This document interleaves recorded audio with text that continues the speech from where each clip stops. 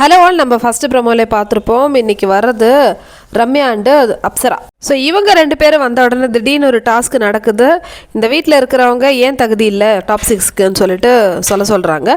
So எல்லாரும் அவங்களுடைய view point தான் வந்து சொல்கிறாங்க. ரம்யா சாந்திராவை டார்கெட் பண்ணி சமயம் வந்து வச்சு செய்கிறாங்க. இந்த வீட்டில் இருக்கிறதுக்கு நீலாம் வந்து தகுதியே கிடையாது. ஏன்னா நீ நடிப்புனா நடிப்பி, அந்தளவுக்கு வந்து உலகமாக நடிப்பு நீ பண்ணிகிட்ருக்க. நான் இருந்த டைமில் வந்து பார்த்த சாந்திரா இப்படி இல்லை. அவங்க வந்து நார்மலாக பேசுவாங்க. ஆனால் இப்போ 2 வாரமாக எப்படி இருக்குன்னா நடிப்பின் மோடில் வந்து அசத்திட்டுருக்கான்னு சொல்லிட்டு சாந்திராவை பற்றி நிறைய விஷயங்கள் வந்து போட்டு உடைக்கிறாங்க. அப்சராவும் சொல்கிறாங்க, இது மாதிரி வீட்டில் இருக்கிறதுக்கு நிறைய பேர் வந்து தகுதி இல்லை இந்த டாப் 6ல் இருக்கிறதுக்கு. ஏன்னா இவங்கள விட நிறைய டேலண்டான பர்சன்ஸ் வந்து வெளியே போயிருக்காங்க. அடுத்தது பிரவீன் அரோரா சொல்கிறான், 4 வாரத்தில் போக வேண்டிய பிசி இப்போ டிக்கெட் ஃபினாலில் வந்து உட்காந்துருக்கு. இவெல்லாம் வந்து ஒரு ஃபைனலிஸ்ட், இதெல்லாம் ஒத்துக்கவே முடியாது.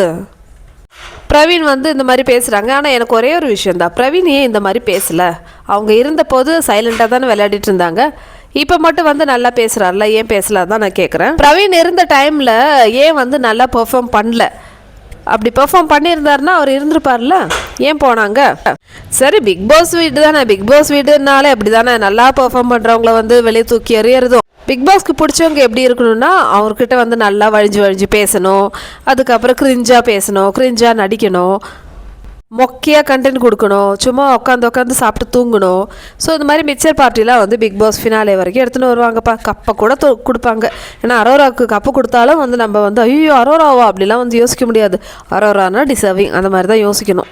அடுத்தது சபரியை சொல்கிறாங்க. வியானா சபரிலாம் வந்து வேக் சபரி, இவன்லாம் வந்து எந்த ஒரு தகுதியும் இல்லை இவனுக்கு வந்து ஃபினாலே வரத்துக்கு, டாப் 6 வரத்துக்குன்னு சொல்லிட்டு வியானா சொல்கிறாங்க. ஸோ இந்த டாஸ்க் வந்து அதிரடியாக இருக்குது. இதுவாவது வந்து கொஞ்சம் சுவாரஸ்யமாக இருக்குமா இல்லையான்னு சொல்லிட்டு பார்க்கலாம். ஏன்னா ப்ரமோவில் வந்து ஓகே பரவாயில்ல, ஆனால் எபிசோடில் எப்படி இருக்குன்னு தெரியாது.